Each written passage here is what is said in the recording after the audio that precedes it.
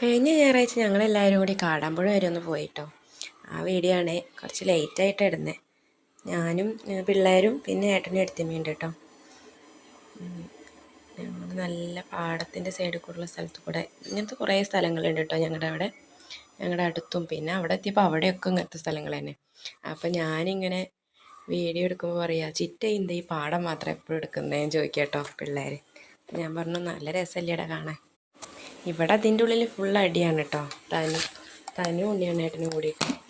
മറ്റേ ആൾ പിന്നെ ക്ഷീണിച്ചിരിക്കണു, ഛർദ്ദിക്കാൻ വരും അവൾക്ക്. അവളെപ്പോഴും കാറിൽ കയറിയ വോമിറ്റിങ് ഉള്ളതാണ്. അപ്പോൾ അത് ഒന്ന് കഴിഞ്ഞിട്ട് കയറി കിടക്കുകയാണ് കേട്ടോ, ക്ഷീണിച്ചിട്ട്. അത് കഴിഞ്ഞാൽ പിന്നെ കുഴപ്പമില്ല, പിന്നെ ഒന്ന് ഉറങ്ങിയാൽ ആൾ ഉഷാറാവും. പിന്നെ ഞങ്ങളങ്ങനെ അവിടെ എത്താറായി തുടങ്ങിയിട്ടുണ്ട് കേട്ടോ. കാടാമ്പുഴ അല്ല, അടുത്തല്ല, നമ്മളിത് ഹൈവേ എങ്ങാണ്ട് തോന്നുന്നു, എനിക്കറിയില്ല കേട്ടോ. അതിന് പുതിയ റോഡാന്നൊക്കെ പറയുന്നത് കേട്ടു. മറ്റേ വളാഞ്ചേരിക്കൊക്കെ പോകുന്ന അവിടെ തോന്നുന്നു, കൂറ്റനാട് എന്തോ ഏതോ സ്ഥലം എനിക്കറിയില്ല കേട്ടോ. അവിടെ നല്ല അടിപൊളിയാക്കിയിട്ടുണ്ട്.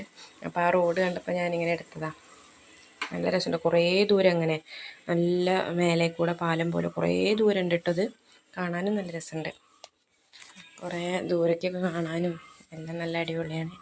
എൻ്റെ ക്യാമറയിൽ അത്ര ക്ലാരിറ്റി പോരാ കേട്ടോ. എന്നാലും ഞാൻ ഉള്ള ക്ലാരിറ്റിയൊക്കെ വെച്ചിട്ട് ഞാൻ എൻ്റെ ഫോണിലെ ക്യാമറയിൽ എടുത്തിട്ടുണ്ട്. കുറച്ച് അവിടെ നിന്നൊക്കെ ജാനി ഛർദ്ദിച്ച കാരണം അങ്ങനെയൊന്നും ഇടയ്ക്ക് എടുക്കാൻ പറ്റിയില്ല. അവളാകെ മടി കയറി ഇരുന്ന് കുഴഞ്ഞു തൂങ്ങിയിരിക്കുകയായിരുന്നു. പിന്നെ ഞങ്ങൾ അമ്പലത്തിൻ്റെ അവിടെ എത്തിയ പാടെ കടകൾ കണ്ടപ്പോൾ മോതിരം വേണം അത് വേണം പറഞ്ഞിട്ട് തുടങ്ങി കേട്ടോ. അമ്പലത്തിൽ കയറി വന്ന് തൊഴുതിട്ട് അതൊക്കെ മേടിക്കുമെന്ന് പറഞ്ഞിട്ടാണ് പോയത്. പിന്നെ ഞങ്ങൾ മുട്ടറക്കാനുള്ള തേങ്ങയൊക്കെ വാങ്ങിച്ചു.